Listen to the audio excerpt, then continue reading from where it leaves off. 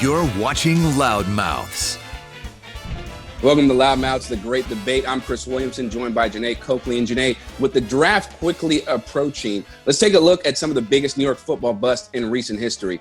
When we look at Vernon Gholston or Ereck Flowers, who do you consider to be the biggest bust? All right, I'm going with Vernon Gholston. 2008, the Jets had that sixth pick. They thought they were going to get that pass-rushing linebacker. They got Vernon Gholston. He played 3 seasons with the New York Jets. You know how many sacks he had? 0.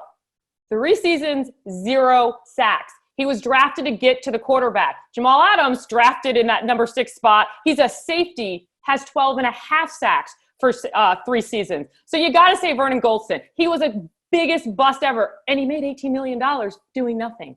No, he definitely robbed the Jets of that. But look, as bad as Vernon Gholston was, Ereck Flowers was even worse because he was brought in to extend Eli Manning's championship window. He was supposed to protect his blind side. You know what he did?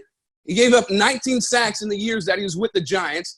He had double-digit penalties in the first 2 years, almost had double digits in the 3rd year. This guy was an absolute disappointment. It's funny because Tom Coughlin, Jeane, said before he got drafted that he was like a battleship.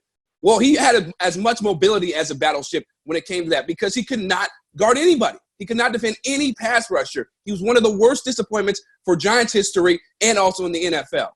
All right, but Vernon Gholston came in. He only started 5 games.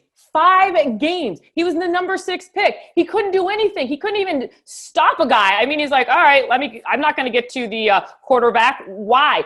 I'm making $18 million. I don't play. And he complained about everything. Everything was someone else's fault. Well, Rex Ryan didn't like me when he came in. That's why I didn't do well that year. I mean, he was always making excuses.